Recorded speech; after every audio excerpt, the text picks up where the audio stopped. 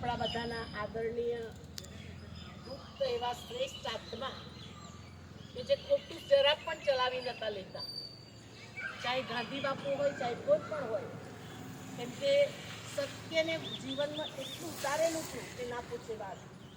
તો અખંડ ભારતને એક ભારત બનાવવા માટે આજે આપણે બધા એકત્રિત થયા છે. તો અહીંયા બધા ઉભેલા ભાઈ બહેનો અંદર મનોમન સંકલ્પ કરો.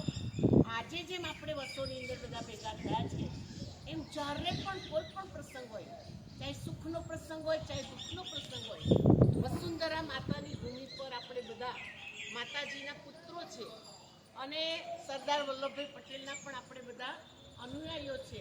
તો આજે આપણે બધા એક બનીએ અને આપણા વસોના વિકાસની અંદર જ્યાં પણ અટકળ આવતી હોય એ અટકળને આપણે દૂર કરી અને વસોનો વિકાસ એટલો સરસ કરીએ કે પુનઃ આપણું વસો જે થોડું ઢીલું પડી ગયું છે, એ ઢીલા પડી ગયેલા વસોની અંદર જોર આવે અને આપણા બધાની શક્તિ દૂર બેઠેલા વિદેશની અંદર બેઠેલા ભાઈ બહેનોને પણ અંદર ચેન ના પડે કે આપણા વસોના વિકાસ માટે આપણું મન સફળ કરે.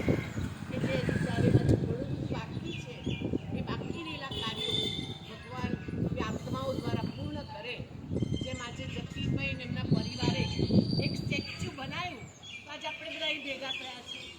જો સ્ટેચ્યુ ના હોત તો આપણે સરદાર વલ્લભભાઈ પટેલની જન્મજયંતિ શું છે એ આપણને ખબર નથી. એમણે શુભ કાર્ય કર્યું છે, મંગલ કાર્ય કર્યું છે, પવિત્ર કાર્ય કર્યું છે.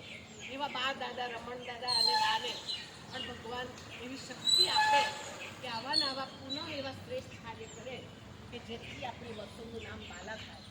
હા, ગુજરાતના ઇતિહાસની અંદર નહીં પણ વિશ્વના ઇતિહાસની અંદર ચમકે.